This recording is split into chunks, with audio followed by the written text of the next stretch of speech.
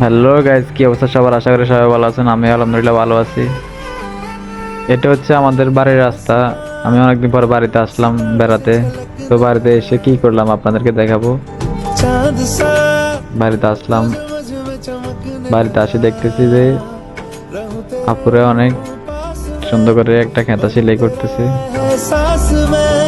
শহরে এগুলো সেলাই হয় কিনা জানি না, তবে গ্রামে এভেলেবেল এগুলো সেলাই করা হয়। সেলাই করানো খেতায় ব্যবহার করা হয়। মোটামুটি সুন্দর আছে, খারাপ না। আসলে গ্রামের মজা গ্রামে, শহরের মজা শহরে। গ্রামে না আসলে গ্রামের মজাটা বুঝতে পারবেন না।